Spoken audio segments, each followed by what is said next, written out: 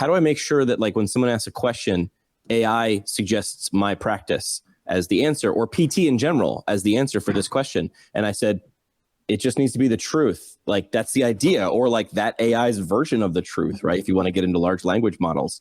So it's going to be the default search engine, which is in the search engine. So does SEO like completely go away, or does it fade into oblivion at that point? I want to talk about Dave's LinkedIn post and the traction that it's been getting. Big. Dave, you want to share some numbers? Absolutely. I wanted to say thank you to both of you guys for, I think we did most of the episode on it, and I wanted to say thank you, and then let's cover all your topics today. But you're bringing this back up, so all right. The last time I checked, it was over 19,000 impressions. I don't know, maybe Tony knows, maybe Jimmy knows. It showed how many impressions that it reached, and then it also said like members. So what is a member? Like a user of LinkedIn? So does that mean like those members saw it twice? Yeah. So it's like 19. I'll pull it up as we're speaking. So this was from last night or yesterday. Over 19,000 impressions and 12,000 members reached. So I guess like a few people saw it twice. What do you guys think? I don't know. That's my interpretation, and I brought yours up because I was going to share mine, but my interpretation is, so the impression is, when was it on the screen? Mm-hmm. Members reached, to me, would be like a click-through rate. So 12,284 actually engaged with it, clicked on it, read it, something. Love it. I'll take it. That's my guess. This is all I do now, so I don't bother asking humans because we're dumb. I just went and I literally, as we were doing this, uploaded that graphic and said, help me understand these two numbers. ChatGPT has helped me understand impressions, 19,000. That represents how many times your post was shown to people. Doesn't necessarily mean the post was interacted with or viewed, just that it was shown. It was appeared on someone's screen, right? Members reached says the number of people, unique people or members, again, odd, but who actually saw the post. So it knows that they saw them. While impressions include multiple views of the same person, members reached refers to distinct individuals. So at worst, you're looking at 12K. I love it. And for the audience of practice owners, again, it's an organic post, not linking out to anything, no image. Again, I got this from Tony Maritato's style of writing LinkedIn and Facebook posts. And I was like, I did this because Tony, a while ago, like maybe, I can't remember, Tony, like 6 months ago, I don't know what time, you shared like a bunch of your analytics for your LinkedIn posts. And it was your style of, creative thoughts, and I'm putting this out there, whatever. And a lot of those posts of yours were getting like 2,000 to 5,000 impressions per post. And then I was looking at the ones where I'm sharing like my previous episodes and linking out to the YouTube videos and a graphic and all that. And they would get like 200 to 700 impressions, 200 to 700 impressions. So I was like, well, I mean, of course, Tony is clever and he puts in like thoughtful things in the post, but really like the base of the post is text, no image, no link out. So I was like, that's why I did that. And the reason why I'm bringing it back up is because owners out there, like, you all can model this same thing. Like, get these posts out there. If you want to attract therapists, get these posts out there on, I don't know, maybe your Facebook page. If you want to attract patients, like these are the foundational things that work right now.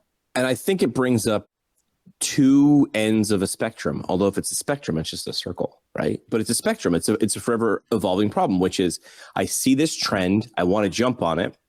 I want to be different, just like everybody else. How do I do that? And that takes some time and some thoughtfulness. So you have to know the physics. I use that phrase a lot when I work with people, and I'm not saying that I don't know it, but like these platforms have physics and they change, unfortunately, a lot. So you want to say physics, tried and true. I know how gravity works. They change a lot. So one key thing I think you mentioned there that I want to hit on is you didn't link to anything. And a lot of times these physics, what these platforms will do, they won't tell you the rules of the game, and that's bad, but it's also good, because if someone's going to game the system, it's probably going to be with people with a lot of money, a lot of resources, and that ain't us. So you didn't link to anything, and that's been shown or guessed at, which is if you're posting on LinkedIn, LinkedIn's job is LinkedIn. So they want you to stay. So if you post to a YouTube video like we often do, right? Like we're broadcasting live there. LinkedIn's like, well, I'm going to maybe throttle that back a little bit because I don't want people to leave. If this is a good post, Right. and people take Dave's off ramp to now go to his website, I've lost them. And my job is LinkedIn. Now, the funny part is what I just said. We're streaming right now. If you're watching us on LinkedIn, I'd love to just let us know, hey, that's a platform we go to in the morning as you go to work. LinkedIn likes that because they're like, oh, look, here's someone taking something and using this as an on-ramp, and they're putting this content here. You're here to make this platform better. So there is a dance of physics, but one little logistical thing is you didn't link to anything. You were compelling. Now we can get into like writing style. We did that yesterday. Compelling. Physically, how are you doing this? You use a lot, and Tony uses a lot of white space. I know, it's a pain in the butt. I like push enter or put dots to make sure that thing doesn't, space differently. Yeah, that's why people read things. I mean, have we ever talked about like visual hierarchy? You guys ever looked at that thing? I'm sure you have. I'll find a graphic and I'll show it off. But I think the takeaway number one from your post, the two are design it for humans to read it. Like make it easy to read, right? Number two, make sure you play within the rules of the platform, or they're just going to penalize you. And not even there's no yellow card on LinkedIn. They just don't show it to people. It just gets shown less. So make it great. That's number one. And number two, don't try to game the system because they're better at it than you. What do you guys think about that? Yeah, let me show you guys. So, and this is why I brought up Dave's. Just to show you behind the scenes, I'll show you a couple different platforms, but this is my LinkedIn right now, like as of this morning. And you guys can see, over the last 7 days, 15,000 impressions. What bumped the impressions up for me recently, and we can talk about this today, is I intentionally said, I'm probably preaching to the choir because I knew everybody was going to be against this post. I know nobody's going to like this post. I was shocked when I had a couple people that actually did engage positively with this post. But to Dave's point, it's a whole lot of text. I'm surprised nobody's ever said this. I try to intentionally, characteristically put those 3 dots to break up my paragraphs. And I started that years ago on Facebook because when I would type in Facebook would compress everything together. And I wanted to break it up visually so it's a little more, pleasing to the eye. And I just kept it because I was like, well, shoot, now I do it with every post. So I just throw it, even though LinkedIn doesn't require it, I still put it in there. Nobody's ever said anything. Jimmy was the first one this morning who said something about dots. This one does have, pictures of the graphs for the stocks but this was a great post for me, getting lots of engagement. The other thing that works really well for me on LinkedIn is posts either that I reshare or that other companies are going to reshare, and so if I just do a quick go back 365 days, every time you see a big spike, like this was the one about OTs and, the driver. Yeah, the driving and seeing the future. This was one I think Luna Physical Therapy helped and shared with when I was doing a presentation for them. This little spike here, kind of the same thing. So like yesterday, Larry had a great post about, hiring and short staffed and all that stuff. So I reposted his, I added context to it, but those kinds of things, when you guys share it, that also helps increase the reach. Here's more physics, what I noticed, and this maybe is in the last month or two. Tony, if you put up a post and you're like, hey, celebrating, like nothing amazing, right? Even though all you do is amazing. Celebrating the wins, had a great day, you share some insight, and I comment on it. I will now get a notification when Dave comments on it.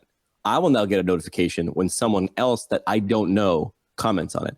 And that hasn't been there always, right? It wasn't like that. What you're seeing now is LinkedIn is trying to say, you previously engaged with this. Maybe someone is saying something that is now added to the conversation. I need to bring it to the top. So you're seeing more dopamine hits in the top right-hand corner on LinkedIn. This is just like anecdotal because I have to know what that red circle means. What's the notification? Is it for me? Right? Did I do something? Am I getting a little back rub, little back scratch? Oh no, it's actually someone else saying something for Tony's post that you also were side comment on. So when you start to create things that are, and I know this is going to blow people's minds, media that is social, that's when you see things start to really, really take off. So I tell people, we had a comment before or a post before where we said, if your posts start to talk about we, start to change that about you, or how about us? Like you brought up one earlier where you're saying like, I know people are going to disagree with me. Hang on a second. I want to see where I fit in this equation. Maybe I agree with you. Maybe I disagree with you, because people love to give their opinions. They love it. I see Scott's here right now. So I see Scott liking things, and I get notifications from Scott commented on this. What were you going to say, Dave? Well, I was just going to say, like, the thing with Jimmy where LinkedIn is giving the notifications to him to come back to the party, right? So he was at the party, he commented on Tony's post, and then he goes and works and does other things. And then LinkedIn sends him a notification like, hey, Dave Kittle or, Joe Johnson or whoever commented on the post that you commented on. And then, so again, that's confirmation that LinkedIn is trying to get you back on the platform, which kind of coincides with what we're talking about at the top of the show of like, it's going to throttle down your posts when you're linking out. When I'm linking out to my podcast, YouTube videos, Apple iTunes, podcast, Spotify links, whatever, any of those links, it's going to throttle it down. So again, you just have to, if you want to play the game, like we're all playing the game, we want, we want to help more patients. We want to, at least for me, we want to, grow our team. We want to, help more patients, grow our team, get our thoughts and ideas and messages out there in the world. And if you want to do that, you kind of have to play by the rules of these platforms. You kind of have to know the rules. And, over the past year or two, like I've done a ton of scheduled posts on LinkedIn where I'm linking to previous episodes and graphics and all of that. And again, yeah, it's significantly less impressions and less reach. And then for whatever reason, Saturday, I write that post and it, mini blows up over a couple of days and gets thousands and thousands of impressions and views, and then tons of likes and comments. And then obviously, you know how it is, Tony, like the more people like something and engage with it or comment on it, then it's like the snowball effect. So now my thing is, I don't know if you saw this, but yesterday, I think Tuesday after our show, I posted on Facebook and LinkedIn a video of me. It was like 3 minutes long, a video of me reading that post out loud. Yeah. And magically, go ahead. Keep going. I like this. Magically, and this is all testing. We're testing and working in public. I read the post out loud. Of course, I interject a little myself, whatever. So then it's like 3 minutes long instead of a minute and a half or whatever. I post the video of me reading I believe every step physical therapist should be able to. I post it on Facebook and LinkedIn. Magically, it doesn't get as many likes, engagement, comments, all of that. I get some, but not as much as the original post. So again, right now, we're still triangulating around the text post, the Tony Maritato text post, no image, no link out. I don't know. I don't know. We'll see. But I wanted to read the post in video form because then if another therapist that doesn't know me at all, I believe that, that's why I do my YouTube channel. You can see me, you can hear me, you know if I'm BS or if I'm real or whatever, if I'm legit, you can tease that out right away. And I wanted to kind of connect the video component with the text component of this post, but I don't think anything's going to outperform the original text post. Well, keep in mind, now I'll go back to my traditional media background. And that's actually goes into, I love used bookstores. I don't know, because like you get like a great book that I read 20 years ago and I can read it again. Like Meatball Sunday, I'm going to read this on the flight. We'll talk about where I'm going. When I used to do the news in radio, Brian Hughes was our news director, would write it. He would get information from the AP Wire and write it. Now, the same reporters down the street at the TV station would also write it to read on the TV. And the same reporters would get the information and write a news story about it. If I read the newspaper on the radio, it doesn't work. Do you know what I mean? Yeah. You write for broadcast, you write for TV, you write for radio. They're slightly different, but writing for newspaper, drastically different. Now, remember, as sophisticated as we still are using newspaper, radio, TV. Right now we're on TV, but later on I'm going to take this audio from TV and YouTube and bring it over to the new version of radio. So they're similar, but they're different. And this is where I say, like, the people who are good at this or understand, but doesn't mean you have to do all of them. Like, I don't want people to be like, well, now I got to read my posts and blah, blah. You don't have to. But a slight difference in writing can make a difference. Also, you could repost the same video a week from now and it could blow up. Like or you could write the same post in a week and get a dud. But right now, you got that dopamine hit. Let me show you guys real quick. I think Pinterest is by far the most underrated, underutilized I platform. got to understand this because I don't understand the platform for outside of like, I don't know. Me either. Me either. So here we go. Let's learn something. All right. I am not a Pinterest expert at all, but it's a visual platform, obviously. Photos and videos, obviously. It's not a place for text. But the thing that I love about Pinterest, and I think what everybody will tell you is, this is the platform that doesn't penalize you for sending traffic off Pinterest. Like everybody else will penalize you for putting people That's my off kind of platform. There's the different physics. Right. And so you can see I'm doing all videos right now. In the beginning, I was doing all images. Now, I don't take it as seriously as I should, but if you go into the analytics real quick, and there are some massive channels in our space in PT and OT, and let me see here. No, go back. That's your ad account. Go back. I saw where you were trying to go, I think.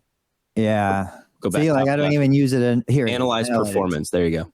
All right, the last 30 days. So if I scroll down, the biggest thing here is if you look at outbound clicks, 1,000, 1.16 thousand outbound clicks from my content out to my other content in the last 30 days. And that's fine. Like that's what they're here to do. So this could be clicks that go out to my YouTube videos. This could be clicks that go to my website for my blog articles, anything that I relate to the image or the video that I upload to Pinterest. I can take those clicks outside of here. And really, when you look at that and you say, okay, I'm getting 36,000 impressions, I'm getting 1,000 clicks. There are channels on here with 2 and 3 million monthly impressions, and these are PTs and OTs. I mean, exponentially bump up the number of clicks. Think of how much traffic is coming out to their other content. It is incredible.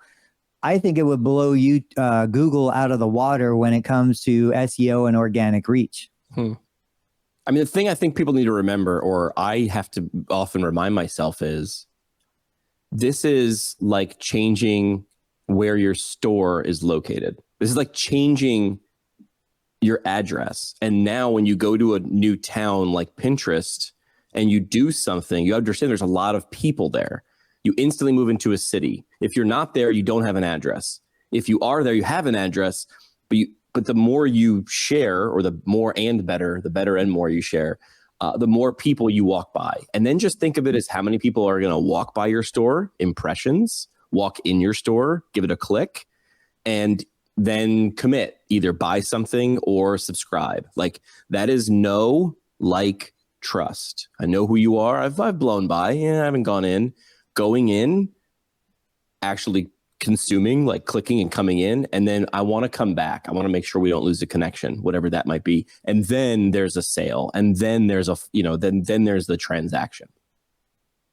Yeah, while you're talking, I was looking for. Let me go back to this while you're looking for that. This is visual hierarchy, right? So like this is also like why we use white space, but it's also like when you use a graphic and you use text. Let me see if this is true. I don't see anything yet. I'm going to flash it on the screen. Just tell me if at the end it's true. That's it. So just read. Yep. Yes, true. So a combination of font size, font thickness, or bold right, versus normal. Typically, I guess the size mostly, right, maybe the colors, but that's what she said. Tony going bold, dropping two office references, 2 episodes in a row. But what I'm trying to show there is like there's a physics to like the human brain too. I should get Mike Morrison back on here. Mike was a full stack web developer and then went back to get his PhD in, I'm going to say, organizational psychology. Don't be mad at me, Mike. But what that means is he knows how to design something like a website, understands the physics of websites, and understands the physics of the brain. So he understands the thing he's putting in front of the brain and how the brain works. And he's able to say, this is how you design better, because the goal isn't to get you to believe me or do something. The goal is to get you to understand. So he knows how to use weapons like visual hierarchy. But that goes back into your posts, which is we can't change font size in maybe a LinkedIn post. Okay, cool. That physics, everything's even, but you can use white space and you can space it out and you can vary the length and size of your paragraphs. Things like that trick the brain, or they scratch the itch on the brain to say, read this, not that. Read this for 10 seconds. Only read this for 5 because it hurts too much. And I think these are copywriting elements, whether we're talking visual, the old copywriting, direct response, you see the yellow highlight across. Those are That's going to draw your attention to it. Dave, we're all fans of copywriting, and you go back and look at the great sales letters, and I think you could learn so much. The last thing that I wanted to share here, I found it. So this is Google Analytics, last 28 days, 4 weeks. This is from the Choose PT First website. So you can see we had about 8,000 sessions. Now, my traffic got crushed like a year and a half ago. I would have been at 20, 30,000 sessions in 28 days. It came way down, but it's been hovering here for a while now. And what I wanted to show you was this section. So it used to be Google. Right now, Google is 1.8 thousand sessions. Google used to bring me like 10,000 sessions. Bing would bring me like 600 sessions. Now that's flip-flopped. So Bing is bringing me more than Google. Yahoo is close. Pinterest, you can see down here, you saw on the last screen, it was 1,000 something outbound clicks. About 767 of those went to this website. The rest of them either went to my Total Therapy website or my YouTube videos. DuckDuckGo is picking up. So I'm getting like 600 clicks from DuckDuckGo. And then to the right of that, you can see like the dry needling pros and cons is still my main article. How to find your Medicare number after knee replacement, 2 critical exercises. These are all SEO keywords chosen straight from Google Keyword Research Tool. Articles written about that continue to bring traffic. But these are things that any therapist right now could be doing. And, I was listening to them talk about, hang on a sec. There we go. Fast versus slow. What are you guys cracking up about? The bottom, Jimmy's got a scrolling breaking news. Jimmy just realized Bing is still a thing. And then also David commented live, what is Bing? So David, you might be showing your age if you don't know what Bing is. Bing is the search engine from Microsoft, correct? I know. I knew what it was, but I was like, is that a thing? Like, Bing still accounts for billions and billions of dollars in profit for Microsoft. I don't doubt it. It's just not one of my first go-tos, right?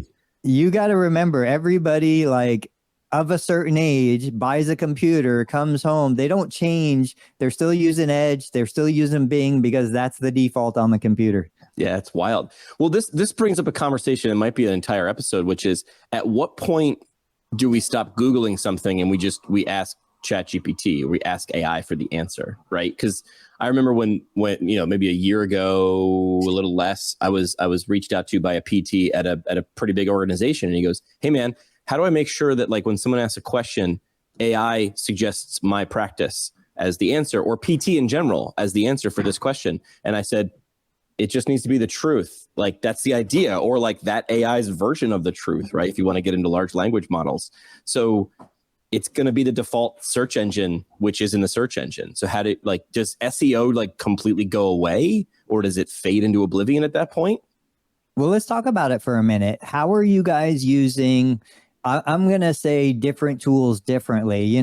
This morning, my son's doing a homework assignment, and it was asking about kinetic and potential energy.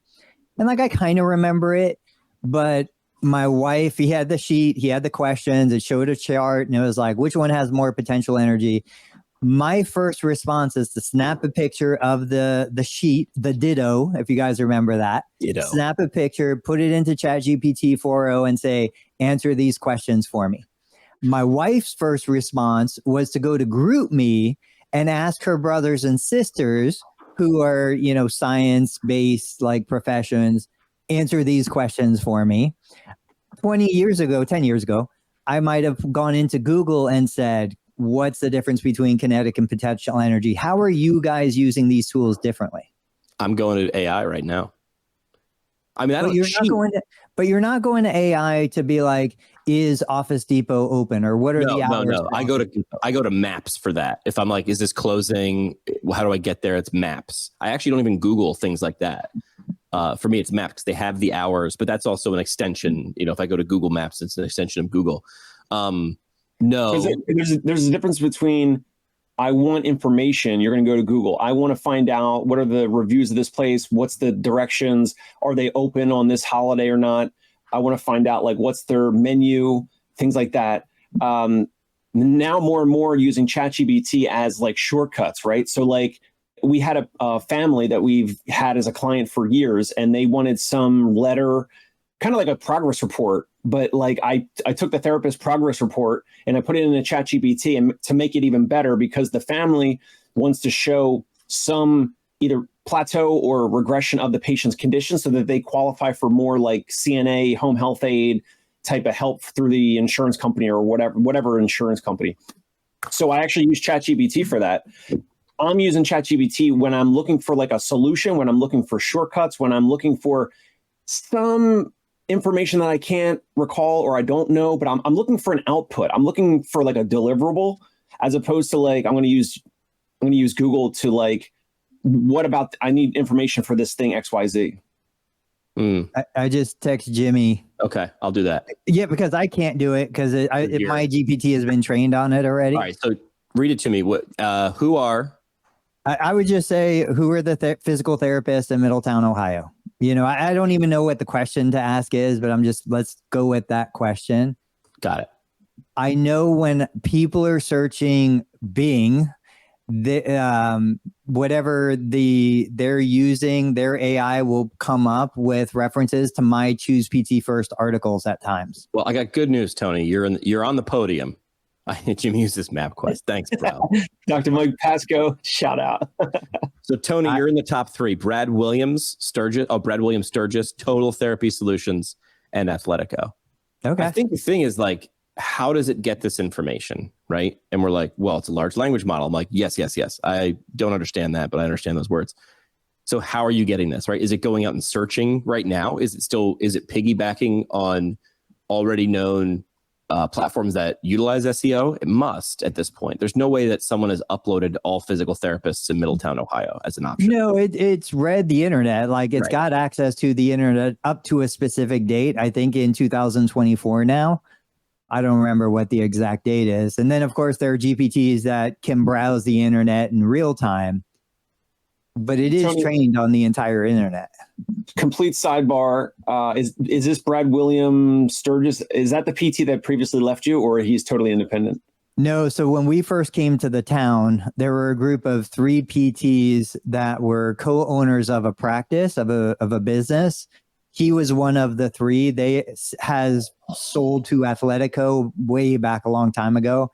But then he went into private practice for himself. So he's a local PT that's, still working here. Gotcha. Burn, Tony. I then asked which one was the best if I've had a knee replacement. I went right down the middle, and you came in second. Another No way.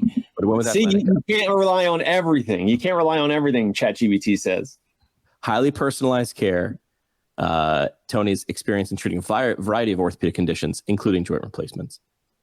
So I do think paid placement on ChatGPT from Athletico. I do think we need to, SEO continues to evolve. I think it was Mike who said this as well. Just like, we have got so much history of SEO optimization for Google specifically. I think we also need to start learning SEO strategies for these AI models. How do I get in the AI model? How do I show up as an expert? I would imagine part of that is going to be a multi-front approach. We're on Google, we're on YouTube, we're on Instagram, we're on LinkedIn and Facebook and all of these places. We establish our, I link everything to my state license. I link everything to my Medicare listing on the Medicare directory. I have multiple verifications to confirm, if nothing else, I am a licensed physical therapist here in Middletown, Ohio. I am going to leverage that licensure for any value I can squeeze out of it. Sure. And this would be one. You know, these are third-party verification sources that a large language model or Google or anybody can verify, okay, at least this name is associated with this license number. Yeah. When in doubt, going back to Tony's, like, how do you use it? How will we use it in the future? Here is something I've known to be true. 2 TV shows have always gotten it right. When you want to know what's going to happen in the future, in terms of big events, watch The Simpsons. I don't know how, but they have everything on lock, right? Number 2, in terms of science, technology, and how we use stuff, this is exactly how you're going to interact with your computer in a couple of years. And if you're not watching a live stream, I have Star Trek. This is showing my dorkiness. Do I use MapQuest? Not really, but I do quote Star Trek: The Next Generation, and it's Data, right? Data is just, he's walking ChatGPT large language model personified, right? I mean, I'm just waiting to be beamed somewhere. That's the only thing we haven't done yet. So another great question from Mike is, you know, what models are you using? Like, I've researched Notebook LM. I've watched the podcast. I watched a video yesterday talking about like 10 use cases for Notebook LM in your business. I have not used it. I'm primarily in the world of OpenAI's ChatGPT 4.0. I do a little bit with Gemini and I do a little bit with Bard. And if one thing doesn't work on one platform, I try to go to another and see if I can get it to work. But what about you guys? Yeah, so Sturdy McKay sent me something that he created on Notebook LM. It was a podcast episode of, it sounded like 2 real hosts. It was a man and a woman, 2 voices, talking about a blog post that Sturdy uploaded into whatever, a Notebook LM. I haven't even tried it yet. These 2 fake voices, these 2 individuals were talking, you know, they're like talking about Sturdy McKay like as if it was like a news clip. And they're like, you know, he brought up this and he brought up this, and then, you know, he states this, and yeah, oh yeah, that makes sense, or this, that, and they're talking about a blog post that Sturdy uploaded about, you know, physical therapy practice ownership or whatever. I was extremely blown away. It sounded like 2 real, organic, authentic humans talking. However, I said to Sturdy, this is great and all. You could upload it as a podcast episode onto iTunes or Spotify or whatever. But it's not going to recreate this, folks. It's not going to recreate this because you can't get those fake voices on video right now, as far as I know. And until we can, but it's going to look choppy. It's going to look robotic. I've seen the different tools out there because in October 2024, it will. If we can replace ourselves, and I'll just sleep in, I don't have to show up here anymore. I could just have, you know, Dave Kittle, bot come in and he'll talk about whatever. I don't know what he'll talk about. No. So yes, the video right now will be weird. We'll have 6 fingers and everything in October 2024. In October 2025, it would hurt your head to just wake up in October 2025. I think like we are moving. I don't think so. It's not going to recreate us doing this thing. I don't think so. Yeah. No. I don't think it'll recreate, but I think whatever it is, wherever the puck goes, it's going to be like, it would be difficult to jump to that, to use the Steven Johnson quote, the adjacent possible. Like everything makes sense because of the steps you took to get there. That's why like somebody waking up from a coma movies are always so crazy. It's like, well, yeah, this is, you know, remember Demolition Man? He was like, this is the 3 seashells and how we wipe our butts. That was like, what is the 3 seashells? What are you talking about?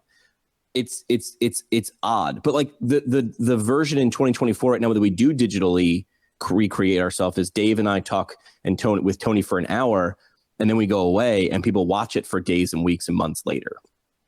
But you're talking about the origin of that. I don't know. So if you guys haven't checked out Hey Jen, one word, Hey Jen, go check it out. It's incredible. That's kind of the leader right now, as far as I know, in the space of taking audio or text, turning it into video. You can upload your own video. So you take a video clip of yourself. I don't know how many minutes it needs to be, and then it will model you. It is phenomenal. It is incredible. Now, to Dave's point, yes, it is. You still can just barely tell that it's not quite there. But man, things are going so fast. The end of 2025, there is no chance you're not going to be able to tell the difference. Inflection, tone of voice, jokes, like skin tone, not shaving, all of that stuff is going to be there. So now the question is, well, how do we use this to, take the profession forward? Like, can I create an avatar? We already know, proven scientifically, objective measures like AI is more empathetic to patients than human healthcare providers, no doubt. So it's like, can I create an army of AI agents that are built on me, use my content, use my terminology, use my personality, but have an infinite level of empathy? Because I don't have an infinite level of empathy. My empathy meter is running really low a lot of these days. And so I think we can, and I think it can answer questions the same way we would answer questions. It could reference millions and millions of cases of patients that I've never seen, but like it is just going to be incredible in what it can do. What are you guys thinking? If it can replace humans and us, then I get to go do what Tony used to do at this time, which is go run and jog, and then I don't have to show up. Then I can have a virtual person speak to the most challenging, picky New Yorkers when they're looking to find an in-home physical therapy practice. I don't know if we're ever going to get there. I know that the tools look promising. It's easy to make predictions. Years ago, Gary Vee said, Alexa is the thing. People are no longer going to be Googling anymore. People are going to say, Alexa, what's the best physical therapy? What's the best physical therapy place in my town? Guess what happened? Gary Vee has been right about a lot of things. He's been dead wrong about Alexa, because guess what we use Alexa for? He didn't say when, though. What's the weather? Set this timer or an alarm because we have, to cook pizza, or to, a timer for our laundry. We literally use Alexa like at the most basic level. It never solved anything with voice search. I would say I agree with Jimmy. It's a when question. It hasn't gotten there yet. You and I, Dave, we remember Rob Vining. Like, he was 10 years ahead of the curve on telehealth. Telehealth still isn't where it needs to be, but like, he was just way ahead of his time. Now the technology has caught up. Now we can see hugely successful practices building what Rob had seen in the future a decade ago. Talking about biases in AI, yeah, but there are biases in us. Like, we have tons of bias. I think you could probably manage it better in AI than you could in the human. Right.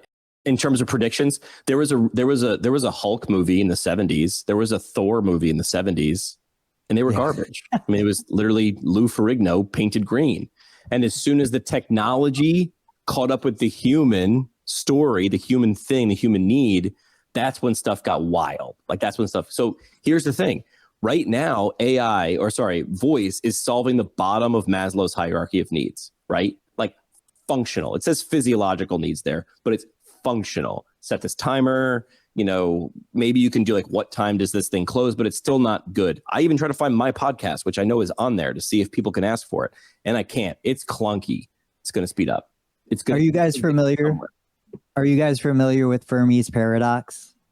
Is that a thing where computer power doubles every 6 months? No, that's Moore's law, I think. Yeah, Moore's law. Fermi's paradox is basically, look, if the universe is virtually infinite, if there's billions and billions of stars just like ours and planets just like ours, and where are all the aliens? Where are other life forms?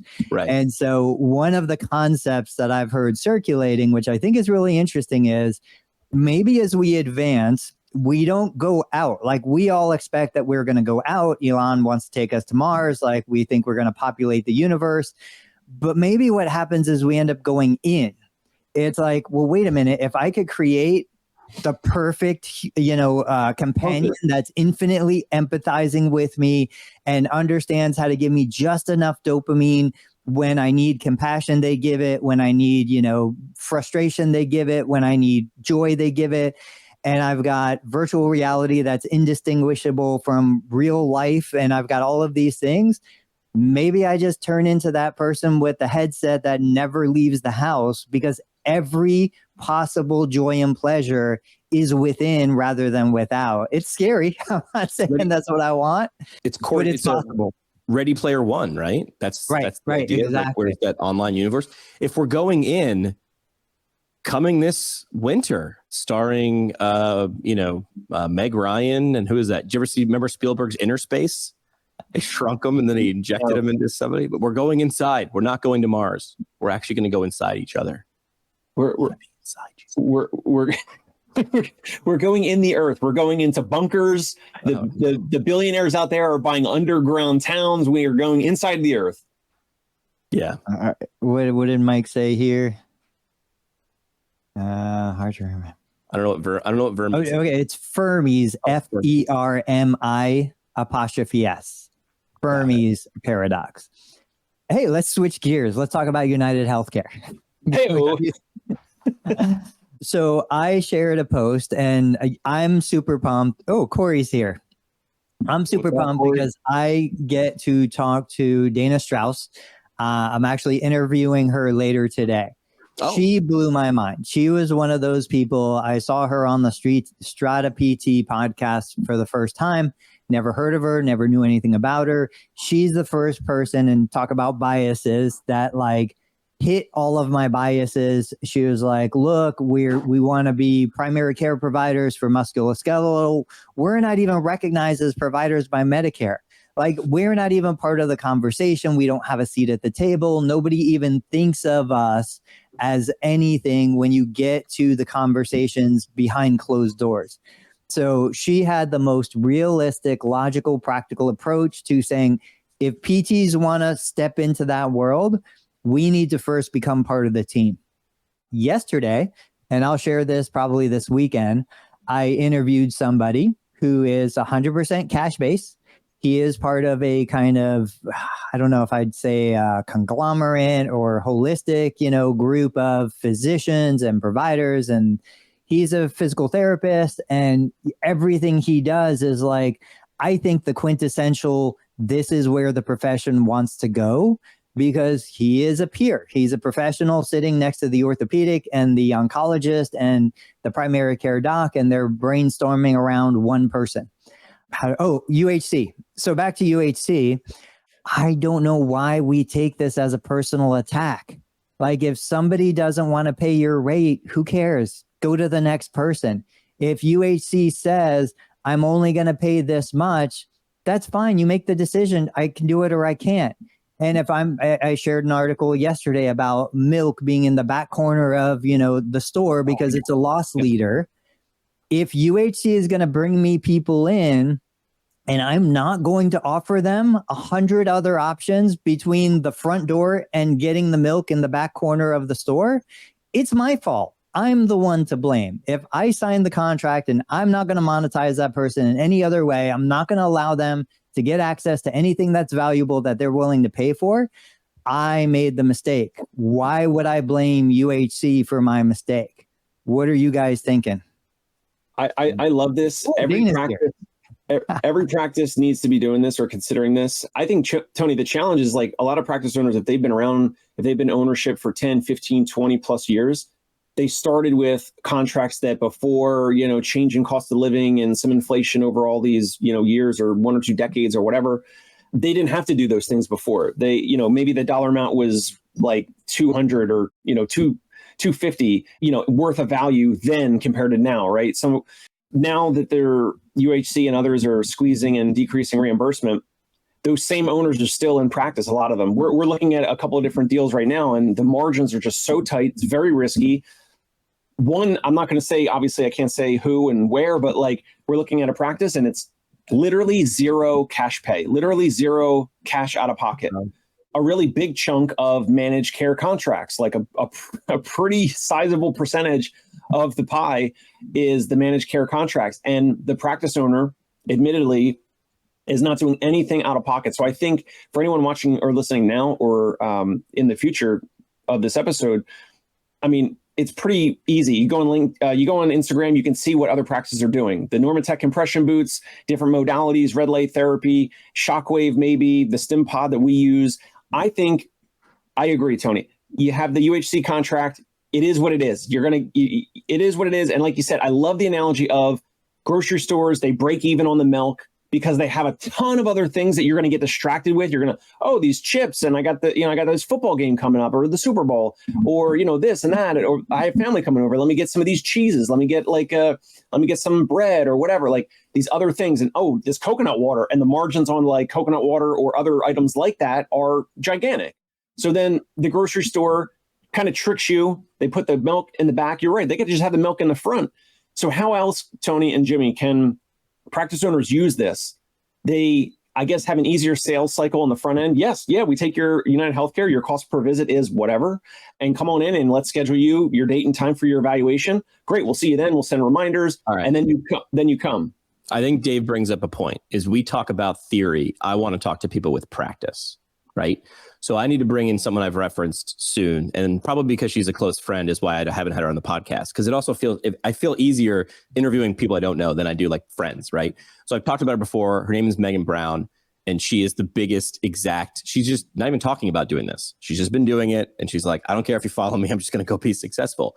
She's a physical therapist, but she doesn't practice physical therapy, using air quotes. She runs a Pilates studio in one of the most expensive zip codes in the country, and she runs a crazy successful business, and she does exactly this.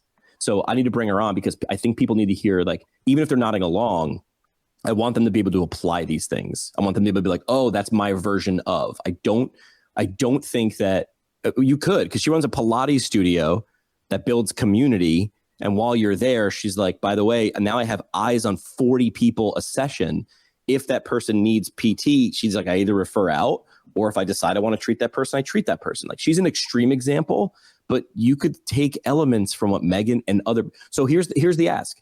If you're doing this, I want to interview you. Megan's the first example. She's a Pilates studio. Nowhere on her website or on her sign does it say physical therapy, but trust me, she is practicing community-based physical therapy. She's the biggest Trojan horse that I know in terms of practice. I want to know the others because I want to show them to you, because these are all things you can do today.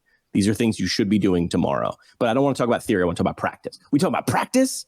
Well, in terms of actual tactical things, like I want to hear from practice owners who are taking all of the in-network contracts, because it sounds like she probably doesn't. She probably doesn't, right? Does she have in-network contracts? But that's what I mean. Let's not just show them. Let's show all of them. Let's do dirty jobs, right? I'll be Mike Rowe. This week we're in Middletown, Ohio. We'll do dirty jobs, but of these innovative practice, because we are not in competition. We are, but we're really not. Like, you're not. The PT across the street is not your competition. The one 5 states away is not your competition. Can we learn from each other? We have to, or AI will take over. That's when AI can take over, when you're so repeatable and predictable that you can be copy pasted. So Tony, do you know anyone that's taking like the in-network contracts, like the UHC and all that?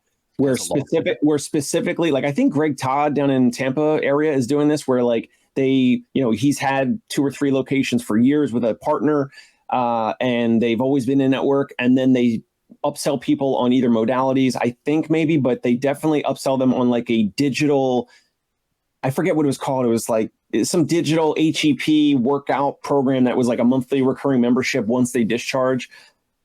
Have you spoken with any practice owners that are actually doing this? Like, they're in network with all these contracts, and then they try to segue people into cash pay options or maintenance or workout plans or whatever.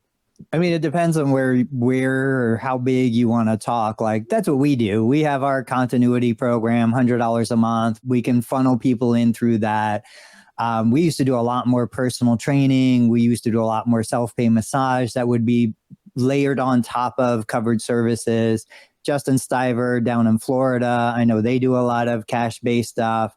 Still, it kind of varies. Like, it's not enough cash pay to move the needle when you look at the overall insurance reimbursement. But I know there are people watching this who are moving in that direction. We're moving in that direction more now. And Jimmy and I just had a conversation the other day where it's like, the greatest gift we've got right now in therapy is declining reimbursement. Because we've been so comfortable as things are coming down, we're still making enough money. We can squeak by at some point. And I think we're hitting that tipping point. Backs against the wall. We can't do that. We can't do this anymore. And so now our back's against the wall and we're the best at coming up with solutions. That's why you see all the content I'm putting out. That's why you see me experimenting with different equipment and different things that are going to be 100% cash pay, because it's make it or break it. I need to do something or else I'm just going to shut it down and go do something 100 times more profitable. But then I lose my connection to the profession, So yeah, if anybody's watching, if you're doing this, 2 ways that I look at UHC, really it's 3 ways real quick. One is the gallon of milk in the back corner. It's a loss leader, right? 2 is if I take my car to the mechanic, I pay a diagnostic fee. That fee might be $80. And then they're going to tell me what needs to be done on the car. And then I have the decision to decide, yes, I want to do that, or no, I don't. A low reimbursing contract like this could be that, diagnostic where, all right, I'm not going to make a ton of money. I'll make enough money. I'll tell the patient what I believe they need, which includes non-covered services. So my cart value goes up. And number 3, back to one more time, in some states, like here in Ohio, UHC pays a day rate. If I do 1 unit or 4 units, I'm getting paid the same amount. If I ethically believe this patient would benefit from a single unit session, there's no reason why I can't do it. And the single unit session on a day rate with UHC is double what Medicare is paying for a single unit session. So it's like, I can totally have these individuals in my clinic 5 days in a row, Monday through Friday, single unit sessions. I believe they get better outcomes. I believe they get better care. I'm making double the profit. It just makes total sense. But if a therapist is not willing to look at all of the resources available, it's their responsibility. They are the business owner. They're at fault, not the insurance company that's saying, hey, this is what we're going to pay. Yeah. Do you want it or not?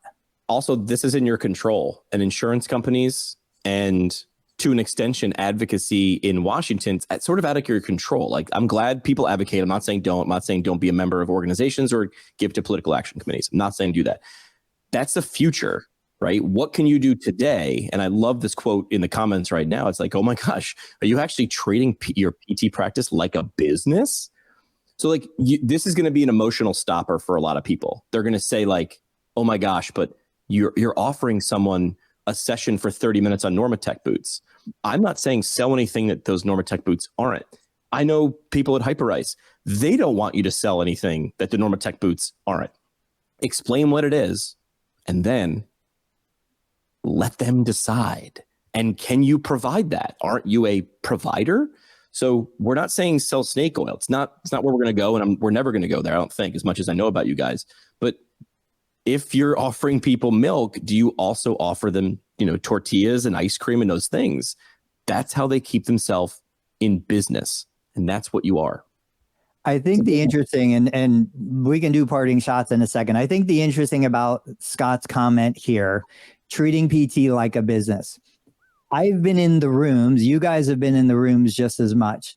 The door closes. The conversation historically has been, okay, how do we make sure we get every insurance dollar available? How do we make sure we maximize reimbursement? I don't care what the patient needs. I don't care what the condition is. If they're referred for 18 visits, they better do 18 visits.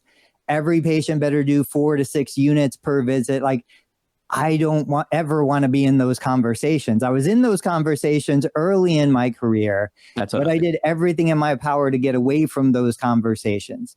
I think we can run it like a business in a way that makes us feel good, clean, comfortable.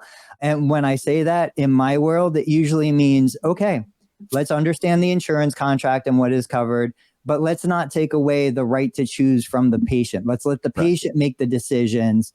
And let's not be so dependent on that insurance dollar and maximizing the insurance dollar and vilifying the insurance company.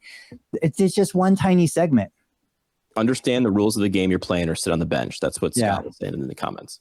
Agree. And you actually have to be, in my opinion, I don't know, you guys can challenge me in the comments. You can challenge me. You actually have to maybe be different or better if you're charging more out of pocket. I believe that a lot of these insurance contracts, it's like a crutch, or it can be a crutch for a lot of the practice owners out there. And if you only have these contracts and you have no self-pay options, You don't have to do any, like you said, no snake oil sales, nothing like that. Just offer like, oh, we also have this or this. Like over the years, I've said to patients and families, like, they needed like a home health aide. They needed this, that. And I was like, well, I have people on my team that are not licensed. They're not licensed. They're care companions. I don't know if I even told you guys that we've done this before, but care companions that I met at other homes over the last 5, 6, 7 years. I knew them really well, connected with them on social media, know their family, all that. New patient calls in, family members being discharged from the hospital.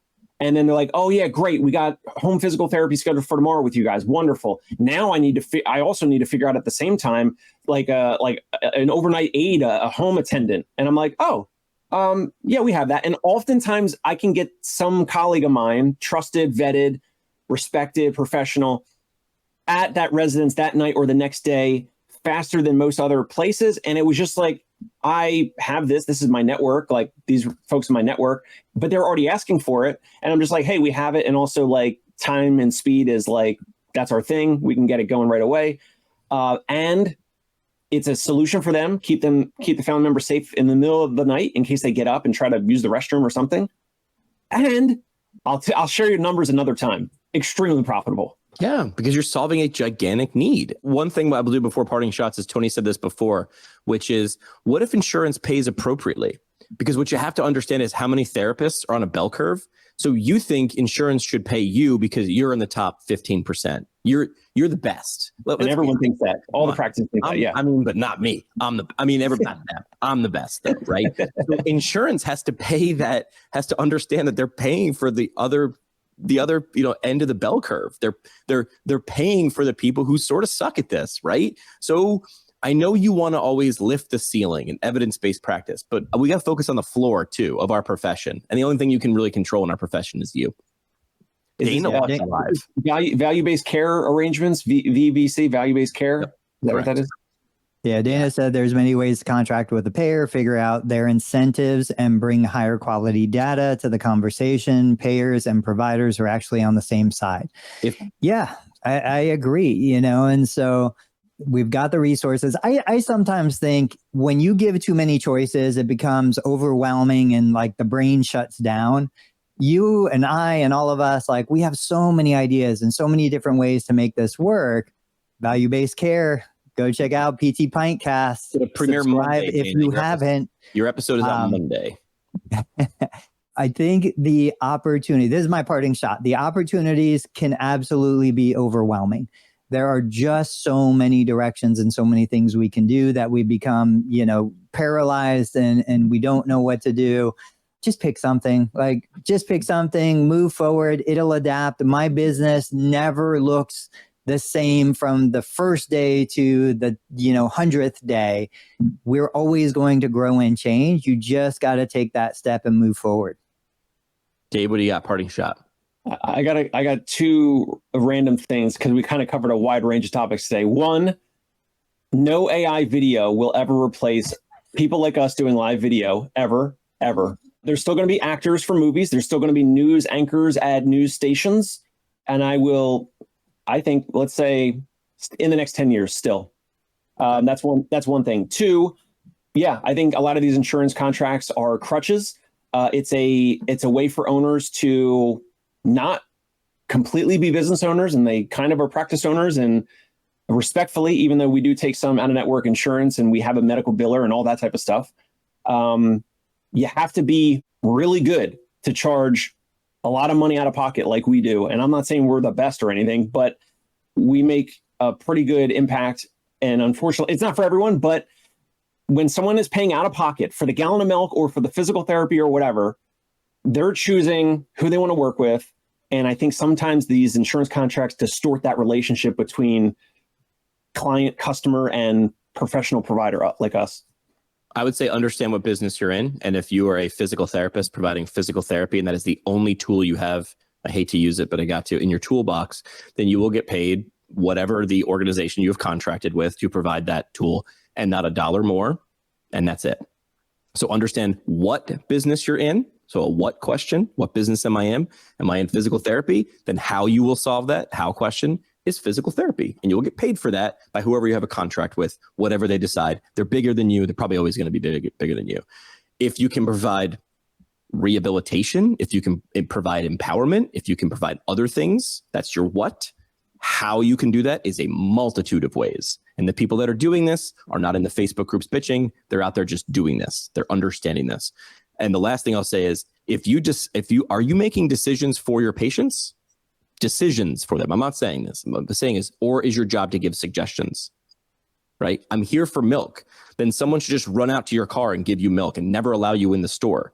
Are you doing that? Are you just saying, here's the milk, get out of here? Or are you saying, yeah, man, you're here for milk, milk's in the back, take your time? Are you doing that? That is a business model that you can be in as a physical therapist. I was going to talk about AOMT. I'm going to the AOMT conference. So this is a good place to create content. I'm going down there to record a lot. I have a plan, but I think it'll go sideways and that'll be fun. But we're going to Orlando. So going down there to do some episodes with AOMT. They have a podcast. I helped them launch it. That's a little plug there. But if you're a manual therapist, they're talking about manual physical therapy things. Orlando. So not a bad place to be. It's getting a little cool here in the Northeast. But we'll be back on Tuesday with the live stream. Dana Strauss, as we've mentioned a couple different times. Dana, your episode is out on video and the podcast on Monday. Gentlemen, have a great weekend. Thank you. Hey, it's Dave Kittle. Are you a healthcare business owner or physical therapy practice owner who is looking to figure out your succession plan or exit strategy? We might be able to help. And in fact, we may be interested in acquiring your practice. If you're interested, you can reach out to me. Shoot me an email at dave@conciergepainrelief.com. That's DAVE@CONCIERGE painrelief.com. Or you can call me at any time, 646-781-8884.